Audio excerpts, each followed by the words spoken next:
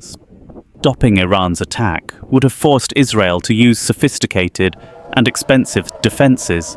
Despite launching 180 ballistic missiles, Iran is likely to have wanted to keep most of its stock in case of a full-blown war with Israel. Middle East crisis, latest updates.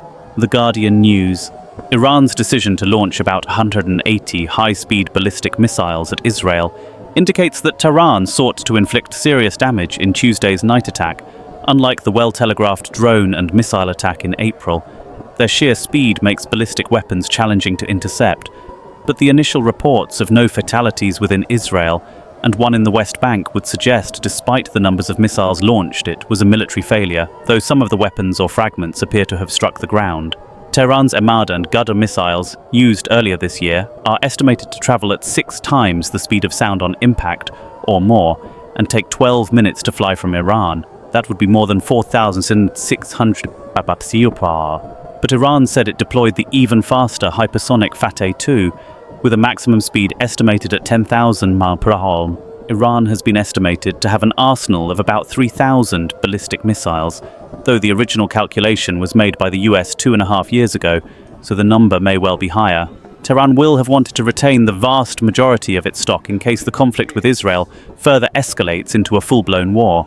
Firing so many ballistic missiles in a few minutes also represents a serious effort to overwhelm or exhaust Israel's air defenses. Because they are sophisticated, the interceptor missiles are expensive, and their stock's uncertain. Stopping ballistics in flight is principally the task of the long-range US-Israeli Arrow 3 and Arrow 2 systems, first used during the Israel-Hamas war, which are supported by the medium-range David's Sling system. The better-known Iron Dome is used for short-range interceptions, often of rockets fired by Hamas from Gaza.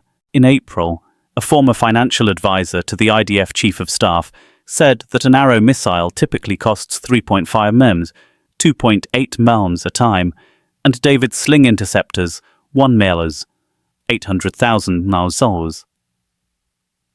Eliminating 100 or more missiles would easily run into hundreds of millions of dollars, though the missiles themselves will have cost Iran £80,000 each or more. At that time, Tehran's foreign minister, Hossein Amir Abdollahian, said it had given neighboring countries 72 hours notice of a planned attack, which took place a fortnight after Israel bombed Iran's embassy in Damascus.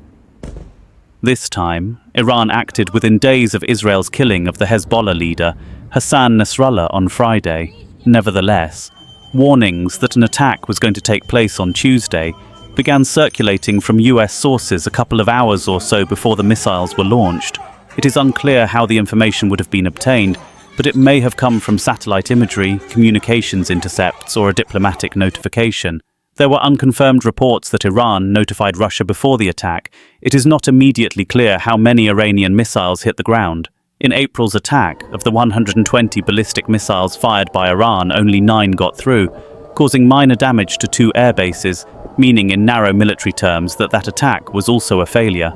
Ukraine, which has been constantly attacked by Russian missiles and drones since the start of the full-scale invasion, released its own interception rates in August.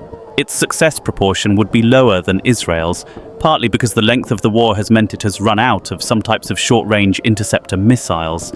Ukraine's commander-in-chief, Oleksandr Syrsky, said that while 63% of drones were intercepted and 67% of cruise missiles were stopped, that dropped to 4.5% when Russian ballistic missiles were concerned.